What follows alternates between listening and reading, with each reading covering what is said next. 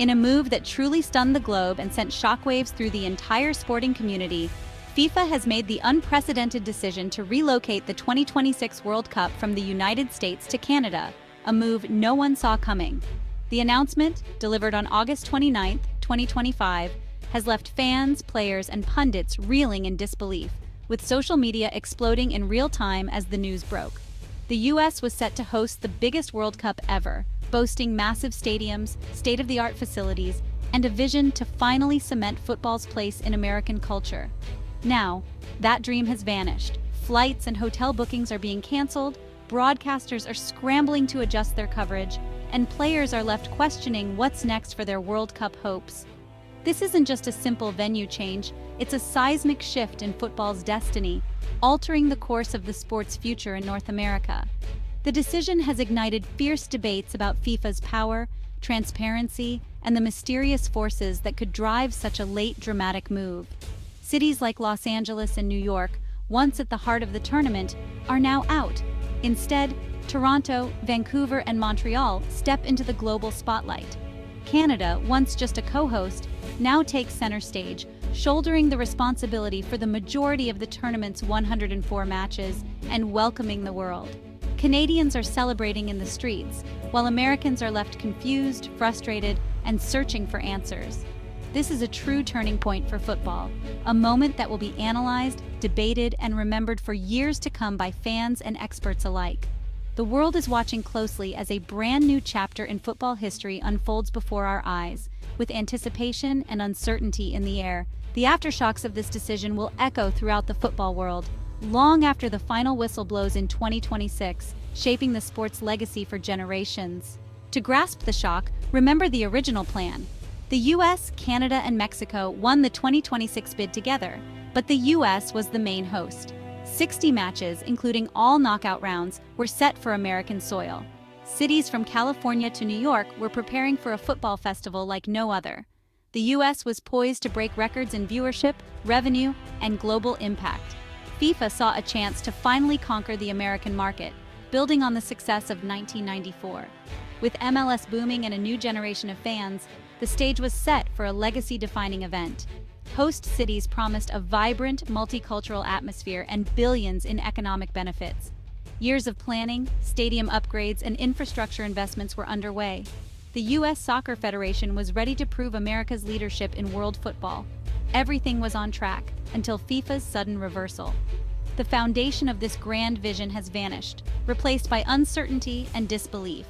The American dream for 2026 has been upended overnight.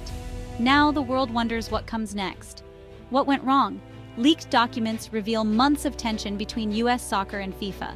The main issue: control over World Cup revenue, sponsorships, ticketing, and hospitality.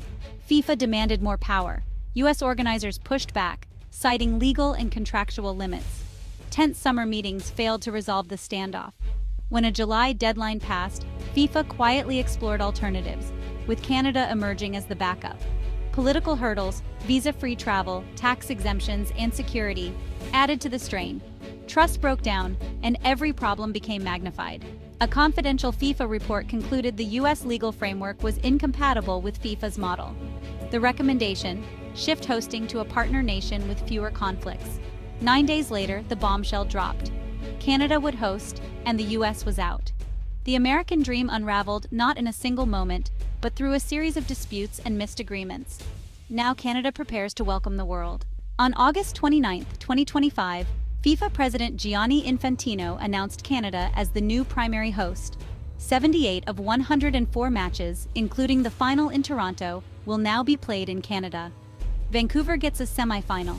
Mexico's role remains unchanged.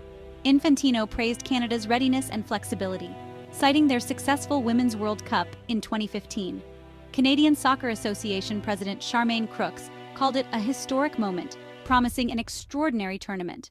The Canadian government quickly pledged full support and guarantees. With less than a year to prepare, Canadian cities are racing to scale up operations. FIFA is embedding teams to help with logistics and stadium readiness.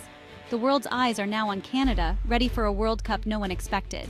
The football world held its breath, waiting for superstar reactions, and Cristiano Ronaldo was among the very first to break the silence.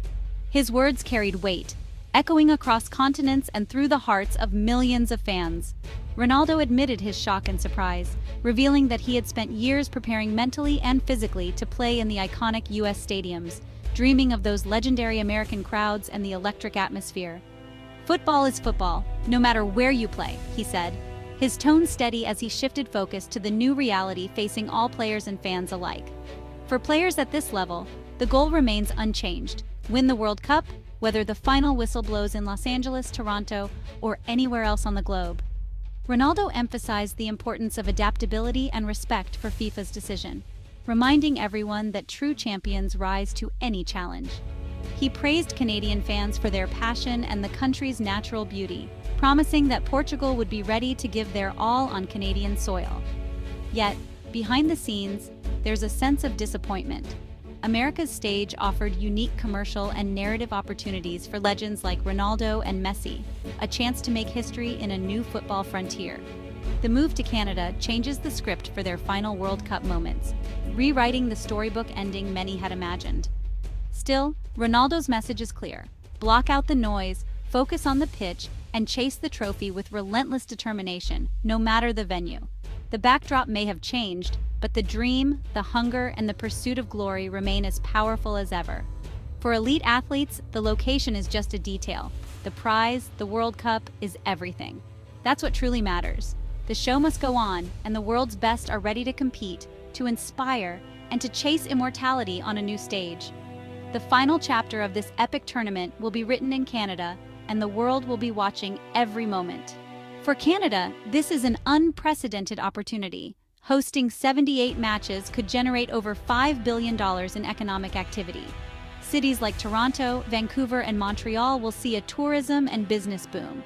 The World Cup will unite Canadians, showcasing their culture and diversity to billions worldwide. Football's profile will soar, inspiring a new generation of players and fans. Politically, Canada's ability to step in boosts its global reputation and soft power.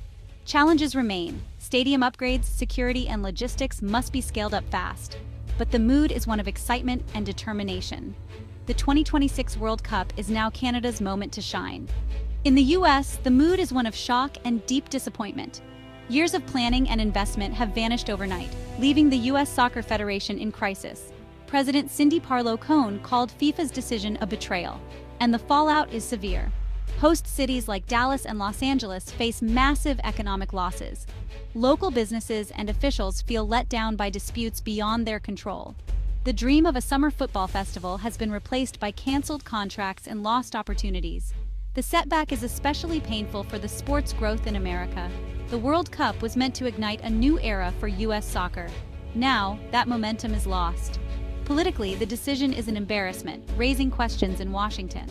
The search for accountability has begun, and the path forward is uncertain. For now, the American football dream is in tatters. Experts say this decision is about control. FIFA wants to centralize power and revenue, ensuring that every major decision and dollar flows through its own channels. This is a significant shift in how global football is governed, and it signals a new era for the sport. The old model of strong local organizing committees is fading. FIFA now runs the show, dictating terms and overseeing every aspect of tournament planning. Local influence is shrinking, replaced by a more uniform FIFA-driven approach. The U.S., with its complex legal system and strict regulations, was an obstacle. Canada, more flexible and cooperative, fit FIFA's new vision for streamlined operations and fewer legal headaches. The message to future hosts is clear: play by FIFA's rules or don't play at all. There's little room for negotiation, and national interests must now take a backseat to FIFA's priorities. This sets a precedent for a more top-down corporate World Cup, where branding, sponsorships, and global TV rights take center stage over local flavor or tradition. Some fear this will deter bids from major democracies unwilling to cede control, potentially narrowing the pool of future hosts and making the tournament less diverse. Football-wise, Canada offers great facilities and passionate fans, but the scale will be different. Perhaps more intimate, less commercialized, and with a unique Canadian touch that could appeal to purists. The late change creates instability and questions the integrity of the bidding process, leaving many to wonder if future bids will be worth the effort, or if FIFA will simply change course again. Dr. Simon Chadwick calls this a watershed moment. The World Cup is now a global entertainment product, wholly owned and controlled by FIFA, with less input from host nations than ever before. The move from the U.S. to Canada is the clearest sign yet of this new reality, showing just how quickly FIFA can shift gears to protect its interests. It's a high-stakes power play that will reshape FIFA's relationship with host nations, forcing governments to rethink how much control they're willing to give up for a chance to host the world's biggest sporting event. The beautiful game is now big business, more than ever before. Football is about money, influence, and global reach, with FIFA firmly in the driver's seat. As the dust settles, one thing is clear: the 2026 World Cup will be unlike any before. For Canada, it's a once-in-a-lifetime chance to host the world and showcase its spirit. The pressure is immense, but so is the excitement. For the U.S., it's a time for reflection and rebuilding. Football's passion endures, even if the dream is deferred. The U.S. men's national team can still inspire, but the journey will be harder. This saga reminds us that football is shaped as much by boardroom decisions as by goals on the pitch. The landscape can change overnight, forcing us to question the sport's governance and values. The conversation about football's future must continue long after the final whistle. Is this a disaster or a new beginning? The 2026 World Cup in Canada promises drama, emotion, and unforgettable stories. The stage is set for a new chapter in football history. Let's get ready for kickoff. Share your thoughts below.